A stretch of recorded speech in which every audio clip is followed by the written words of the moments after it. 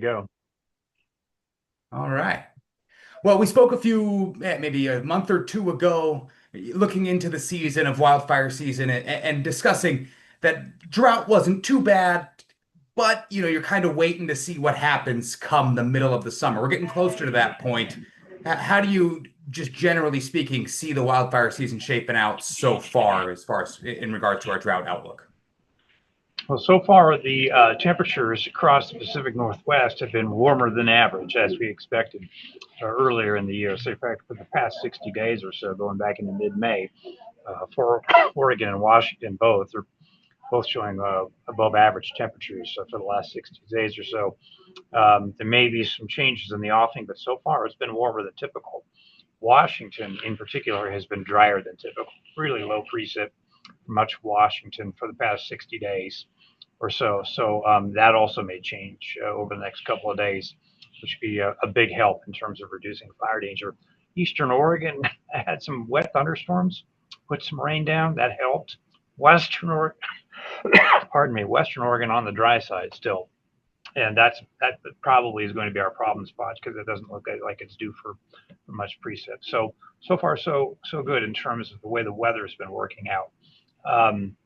Now for our fire activity, the lightning caused fires are running behind average. The numbers of them, whereas human caused fires more than average at this point. So we're not getting as many lightning ignitions. We are getting more than typical human ignitions. Has that led to a balance? Are we seeing about the average amount of fires all told to this point in the year, just a little more weighted towards the human caused over the lightning caused? That's a good question. I don't have the numbers right in front of me. I'll find out and get back to you. I appreciate that. Now, you spoke a little bit about I think it is balanced toward. I think it is balanced toward the greater number of human ignitions. great.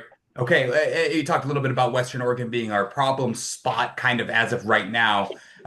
What would need to change for that to not be the case? Obviously, it's probably precipitation. Yeah, rain coming in. During the summer, rain comes in two flavors. It comes from rounds of wet thunderstorms, which drift out of the Great Basin, typically into the Pacific Northwest from the south. And those are more frequent east of the Cascades, and they'll put down sometimes copious amounts of precipitation. There's been several years where it's been impressive at how much rain has come out of wet thunderstorms that drift at us out of the south. But for Western Oregon, they're not as subject to lightning. It's a fairly rare event for Western Oregon, Western Washington. Um, so typically, what brings the precipitation for Western Oregon is an oncoming frontal system from the Pacific Ocean, and those just haven't been happening much. Um, and it's keeping the amounts of precipitation for the west side low. You made mention in your kind of beginning answer that Western Washington and Washington as a whole has been drier than normal, but you said that could be changing in the coming days. Are we seeing a front coming in off the ocean that might be bringing some precipitation with it? You got it. Right overhead now, you can see some clouds moving in. There's a fairly deep trough of low pressure in the upper atmosphere that's settling south over the geographic area from British Columbia, and pockets of energy and moisture and cool air feeding into this trough. And that is going to result in thunder showers, wet type thunder showers over northern Washington today, and then even more widespread over eastern Washington and northeast Oregon tomorrow, even into Tuesday morning before a clearing trend returns on Wednesday. So the next couple of days actually look fairly moisture plentiful for Washington and northern Oregon, not so much for western Oregon, west of the Cascades, but better case for Washington, and that will really help in terms of quelling fire danger, at least temporarily. Again, well, I'll circle back to the fact that Western Oregon has been highlighted as your problem spot as of currently. Is it similar to what we were seeing in Eastern Oregon last year, or is it that are we expecting a similar kind of a wildfire total, or is that too hard to say at this point in the year? Too hard to say because there's still a lot to be worked out in terms of the amount of lightning that may come our way and how drought plays out across the region, uh, both Oregon and Washington, say for the second half of summer. Um, it appears that we're in a temporary cooling trend, and that would be a big help. We tend to have fewer fires, especially large fires, when we're in cooling trends, just from the fact that temperatures are lower, humidities are higher, and more cloud cover, and that really acts to suppress rapid growth of fires. And that looks like it may be coming our way, certainly for the next couple of days, but even as far out as next weekend, that's possible as well. So the upshot is there's still a lot of variables yet to play out for the 2025 fire season.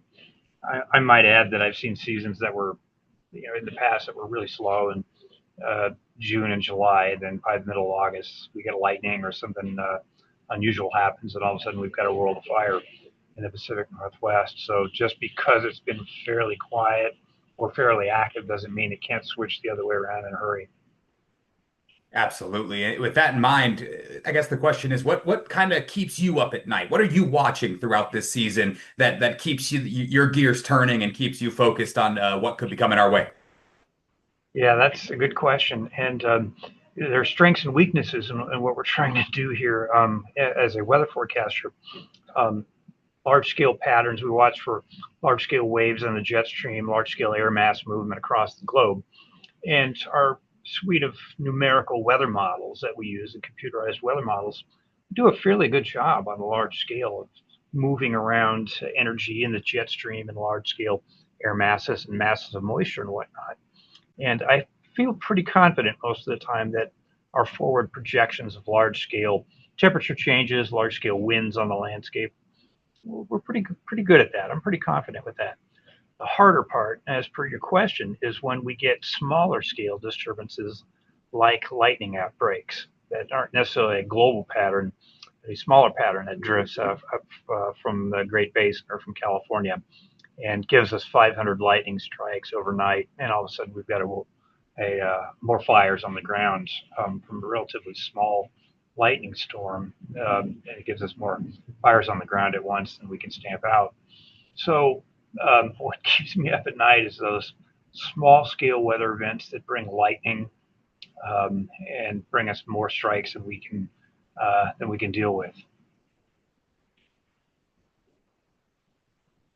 And is the nature of those storms, does it just make it darn near impossible to predict when, where, how much, and things like that? Not so much not so much when or where, but how much. We can see this, we can oftentimes see those disturbances coming at us. But what the surprise is it got a lot of lightning or has it got a little lightning in it? And I've been burned a couple of times on those by underestimating it or overestimating. It's really hard to do. Is anticipating how many lightning strikes are coming, as well as um, whether it's coming with precipitation or fairly dry thunderstorms coming our way. So that's why lightning is difficult to deal with.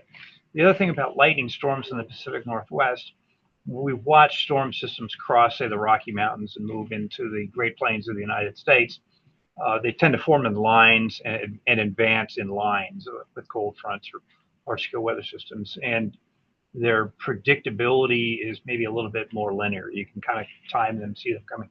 The ones that occur here, they're not as severe, but they drift around and want to make random or chaotic typically, and they're harder to deal with in terms of where they show up and just how much lightning will show up.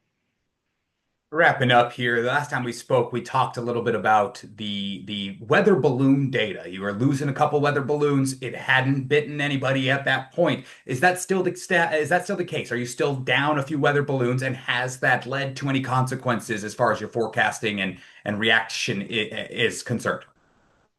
It's a good question. As yes, we are missing a number of weather balloon soundings from Quileute, Washington, and from the Spokane, Washington, and from Medford, Oregon.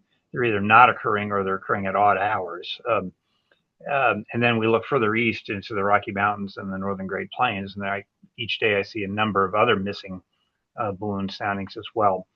The way I portrayed it, I can't point to any one weather event or some kind of disaster or anything and say this was a direct result of missing weather balloons. But I do know that if you start pulling bricks out of the wall that support a castle, at some point or another, there's going to be structural failure. Absolutely. Well, I appreciate your time. That's all the questions I had prepared for you, Mr. Saltenberger. Is there anything else that you'd like to add? I always like to take these opportunities to remind people to be really careful with fire in the woods. Make sure if you're out there recreating, camping, make sure you're really careful about putting those campfires out at the end of a weekend. Make sure they're dead out. Use water, use shovels, use dirt, because every nuisance fire that firefighters have to respond to that from a campfire that wasn't extinguished properly, that's one less wildland fire that they're available to get to. So I always remind people to pay attention to fire use restrictions and really be careful with fire. I preach it every morning I can during our weather segment. A smart fire safety can help save those finite resources. Again, Mr. Saltenberger, thank you for your time. I appreciate chatting with you. We'll touch base again before the season's up. Very good. I'm always happy to help. Thank you very much. All righty.